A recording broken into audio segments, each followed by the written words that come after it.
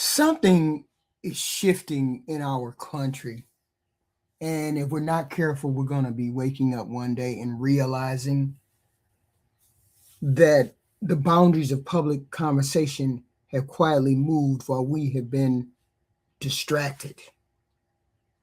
So, over the past couple of weeks, we have watched a series of events that, taken by itself, might seem like ordinary media drama, but taken together, they paint a troubling picture about free speech, censorship, and the climate inside American media.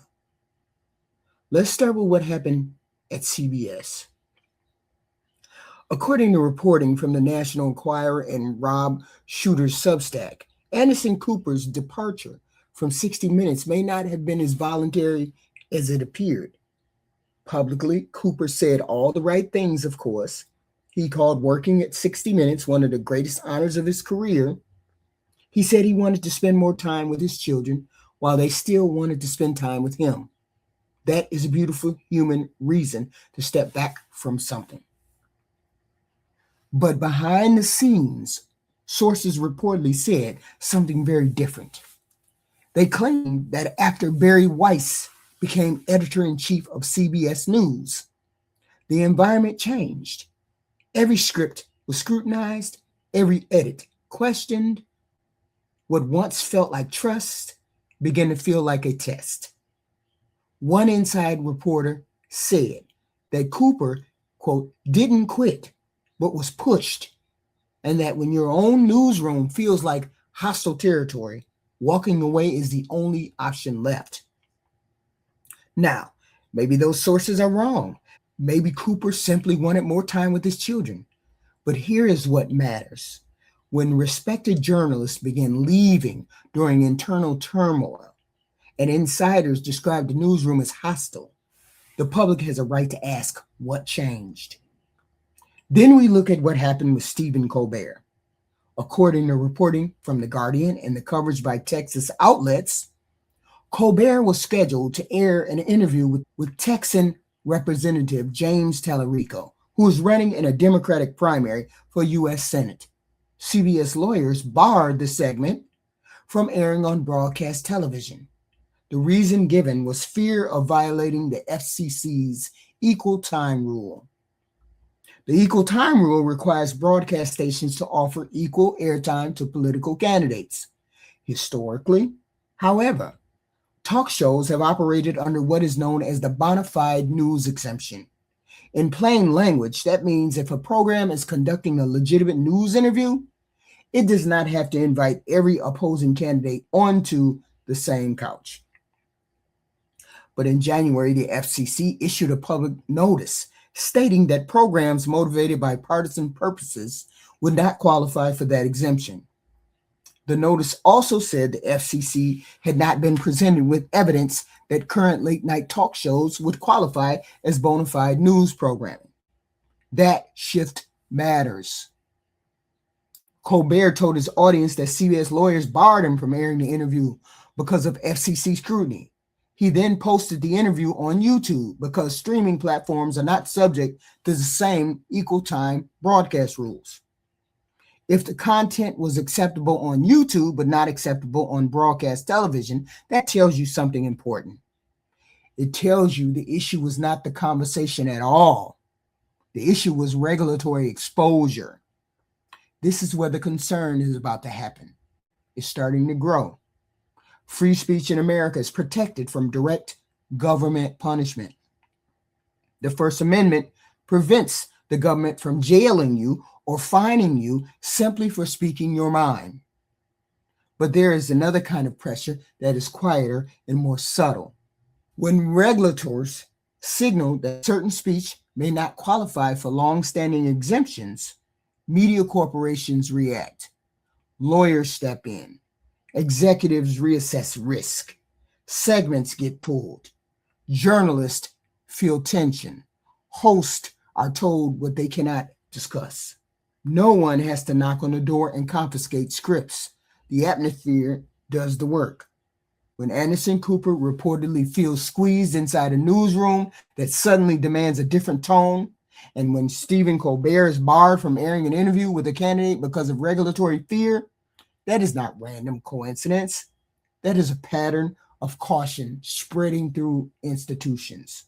And this is happening in a broader context. The Guardian reported that Trump administration has increased pressure on media outlets. The FCC reportedly opened investigations into appearances by James Tallarico on other programs, including ABC's The View. There has been an FBI raid on a Washington Post reporter's home. Don Lemon was arrested while covering a protest. CBS previously paid a $16 million defamation settlement to Donald Trump. Even if each of these events has its own legal explanation, the cumulative effect is unmistakable. Media organizations are operating under visible political pressure. When media executives began adjusting programming decisions to avoid regulatory retaliation, that does not feel like a healthy democracy. It feels like risk management in a climate of intimidation. Some will argue that the FCC is simply enforcing the law. That is true. The equal time rule exists. Broadcast networks must follow federal regulations. But the question is not whether rules exist. The question is how those rules are being interpreted and applied. For decades, late-night talk shows operated under the understanding that interviews could qualify as news programming. Suddenly, that understanding is being challenged, and that challenge arrives during an election cycle. When enforcement becomes more aggressive around political speech, timing matters. This is how speech narrows in a modern democracy. It does not happen with dramatic censorship. It happens through reinterpretation, through compliance, through internal memos, through attorneys advising caution. And when institutions choose caution over confrontation, the public conversation shrinks. The damage is not just to comedians or correspondents. The damage is to public trust. If viewers begin to believe that networks are shaping content to avoid political backlash, they lose faith in journalism. When trust in journalism erodes, democracy weakens. Citizens rely on free press to question power, not to adjust it. We should also be careful not to overstate. No one has banned Stephen Colbert from speaking. No one has outlawed criticism of the president. The interview aired online, and Anderson Cooper still works at CNN. But freedom does not disappear all at once. It contracts when institutions become hesitant. A culture of fear can do what outright censorship cannot. When journalists describe their newsroom as hostile territory, when hosts are told they cannot even discuss why an interview was pulled, when regulatory notices redefine what counts as news, the environment changes. An environment shapes behavior. We are at a moment where government power, corporate ownership, regulatory authority, and political loyalty are intersecting inside major media organizations. That intersection is delicate. If executives prioritize avoiding confrontation over defending editorial independence, speech becomes filtered. If journalists feel they must adjust tone to survive inside their own newsroom, speech becomes cautious. If comedians must reroute interviews to YouTube to avoid broadcast scrutiny, speech becomes segmented. This is not the America most of us were taught about. We were taught the ideas compete openly, that power is questioned boldly, that media stands independent from political intimidation.